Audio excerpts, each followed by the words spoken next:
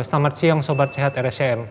Saya Henry dari Instalasi Pelayanan Terpadu Onkologi Radiasi bersama narasumber Dr. Erik Tenda, spesialis penyakit dalam, konsultan pulmo, PhD dari Departemen Ilmu Penyakit Dalam, Divisi Respirologi dan Penyakit Kritis, FKUI RSCM. Kita akan memulai bincang-bincang ya dok. Ya. Saya ingin bertanya dok, sebenarnya kanker paru itu apa sih dok? Ya, terima kasih ya pertama-tama buat Dr. Henry dan PKT RSCM. Jadi kanker paru itu sendiri adalah kanker yang kemudian ditemukan di saluran nafas termasuk di paru-paru itu sendiri. Kalau kemudian mau melihat pengertian kliniknya gitu ya dok, jadi kanker paru itu adalah kanker yang memang ditemukan dari epitel sel bronkus yang ada di paru-paru, itu namanya bronchogenic carcinoma. Kira-kira apa faktor risiko apa sih yang bisa menyebabkan kanker paru? Ya. Apakah hanya merokok saja yang dihubungkan dengan kanker paru? Ya. Jadi tentu memahami faktor risiko itu menjadi penting gitu ya dok. Jadi bahwa untuk dipahami oleh Sobat Sehat RSCM bahwa kanker paru itu sendiri memang paling banyak disebabkan karena pajanan terhadap asap rokok gitu. Jadi terutama buat Sobat Sehat RSCM yang mungkin saat ini masih merokok gitu ya dok. Harapannya tentu berhenti merokok karena rokok merupakan faktor risiko terbanyak dari penyebab kanker paru. Yang kedua, tentu polusi udara gitu ya. Di samping kemudian juga ada faktor-faktor lain seperti genetik yang juga berperan dalam timbulnya atau meningkatkan risiko seseorang dengan kanker paru. Baik, terima kasih dok.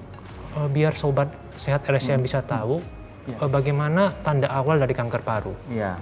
Jadi tanda awal dari kanker paru itu sendiri bisa bermacam-macam. Ada orang yang kemudian datang mengeluhkan adanya batuk yang cukup lama gitu ya. Atau ada juga yang kemudian datang dengan keluhan batuk berdarah. Keluhan sesak nafas juga bisa menyertai pasien, penurunan berat badan, nyeri kepala, dan lain. Jadi kalau bicara gejala dari kanker paru, sebenarnya kemudian bisa bervariasi mulai dari gejala yang memang timbul dari saluran pernafasan itu sendiri, itu yang paling sering ditemukan. Tapi kalaupun misalnya ada seseorang dengan faktor resiko, misalnya gejala di saluran pernafasan tidak begitu jelas gitu ya, tapi kemudian seorang yang beresiko itu kemudian ada gejala yang lain di luar saluran pernafasan, maka screening itu menjadi penting. Jadi memang paling penting mengetahui dulu ada faktor resiko atau tidak di samping gejala yang timbul. Baik, terima kasih dok. Berikutnya setelah dari keluhan tadi, kira-kira untuk menegakkan diagnosis kanker paru itu bagaimana dok? Ya. Jadi menegakkan diagnosis kanker paru tentu mesti dipahami juga bahwa tidak hanya dengan melakukan satu pemeriksaan. Sebagai seorang dokter yang berlatar belakang penyakit dalam, maka penegakan diagnosis itu selalu berdasar pada 4 poin penting, yaitu dari anamnesis atau mengambil riwayat perjalanan penyakit pasien. Yang kedua, melakukan pemeriksaan fisik tentu yang komprehensif. Yang ketiga, melakukan perencanaan pemeriksaan laboratorium. Dan yang keempat, pemeriksaan radiologi untuk pemeriksaan penunjang yang lain. Baru kemudian dari situ akan ditentukan apakah modalitas misalnya melakukan biopsi gitu ya, atau kemudian melakukan pemeriksaan tumor marker gitu, akan direncanakan. Jadi melakukan pemeriksaan diagnostik itu tentu memerlukan suatu perencanaan yang pas gitu. Baik, terima kasih dok. Ya. Kemudian apakah kanker paru ini bisa dicegah dok? Tentu bisa kalau kemudian kita mengartikan bahwa ini berkaitan dengan kebiasaan hidup gitu ya. Jadi modifikasi dari lifestyle, jadi tadinya merokok kemudian berhenti merokok. Tapi sekali lagi balik ke yang tadi saya sampaikan gitu ya Sobat Sehat RSCM, bahwa harus dipahami bahwa merokok itu merupakan faktor risiko yang paling tinggi. Jadi kalau misalnya ada orang yang berusia 40 tahun, kemudian merokok, nah itu udah meningkatkan faktor risiko. Apalagi kalau misalnya merokoknya lebih dari 15 atau 30 tahun gitu ya. Nah jadi itu yang kemudian perlu dipahami. Jadi bisa dicegah, tentu bisa dicegah gitu ya, dengan menjalankan pola hidup yang sehat. Berikutnya dok, jika seseorang sudah divonis menderita kanker paru, kira-kira yang bisa dikerjakan apa saja dok? Jadi kalau kemudian seseorang mungkin sudah terdiagnosis gitu ya dok ya kanker paru. Jadi yang kemudian perlu dilaksanakan adalah berkonsultasi dengan dokter. Kenapa ini menjadi penting? Karena mengetahui derajat keparahan dari kanker parunya, apakah memang masih bisa diobati dengan tindakan pembedahan, atau kemudian diperlukan adanya kemoterapi, atau kemudian diperlukan adanya terapi dari radioterapi gitu ya, maka itu akan bisa didapatkan dengan berkonsultasi dengan dokter. Jadi tahapan yang pertama yang perlu dilakukan adalah berkonsultasi dengan dokter. Yang kedua, yang kemudian perlu dipahami oleh seseorang yang sudah terdiagnosis kanker paru adalah melihat apakah ada faktor risiko atau tidak yang kemudian dapat menyertai pengobatan atau dapat mempengaruhi pengobatan ke depannya. Dua hal ini tentu akan bisa dikomunikasikan sekali lagi dengan dokter gitu ya, tentu dengan perencanaan yang tepat agar obat-obatan yang kemudian diberikan atau terapi yang diberikan tentu sesuai dengan kebutuhan pasien. Terima kasih dok. Ya. Berikutnya untuk kan ada beberapa modalitas pengobatan yang dokter sebutkan.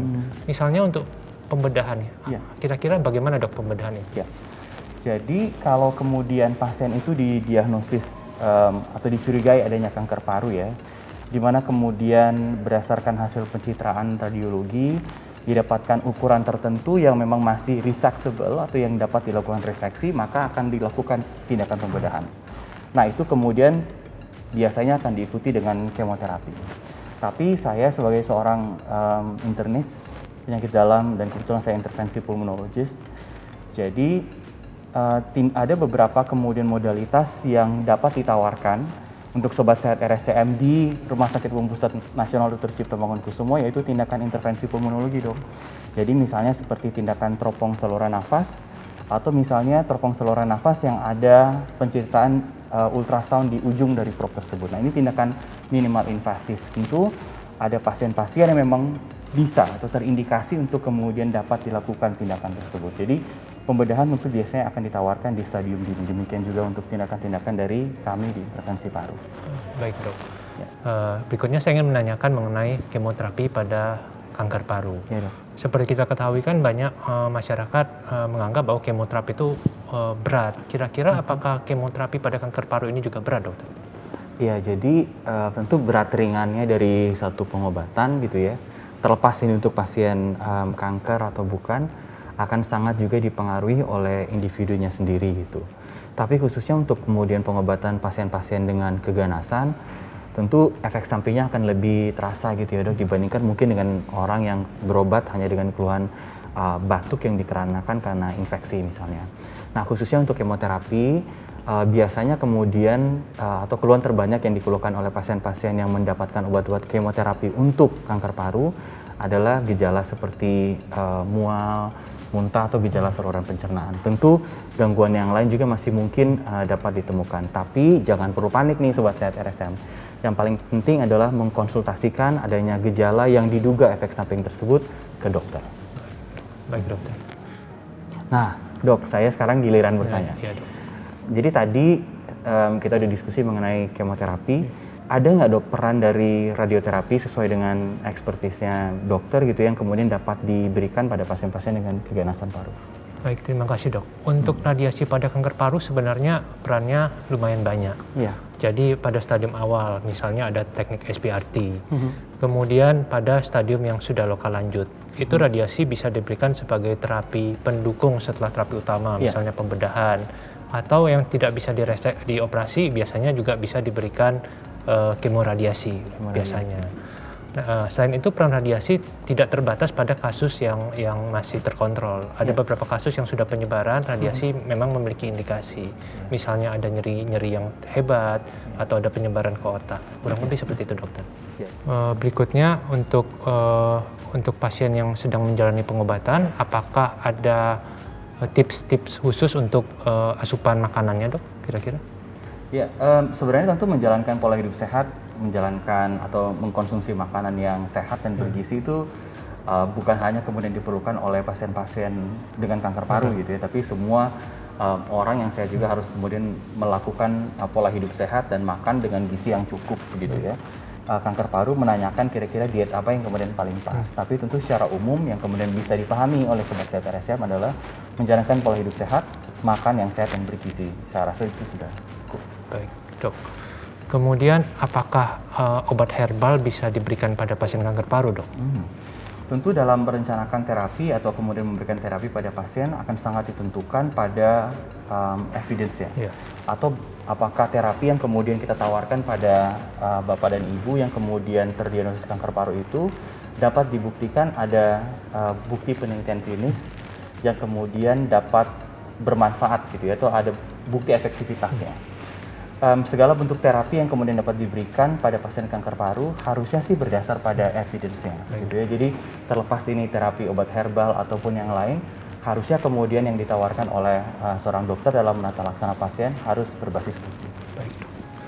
Baik, terima kasih banyak Dr. Erik atas waktunya. Jadi demikianlah percakapan bincang-bincang kita dengan Dr. Erik mengenai kanker paru. Mudah-mudahan memberikan informasi yang baik bagi Sobat Sehat RSCM. RSCM Menolong, memberikan yang terbaik.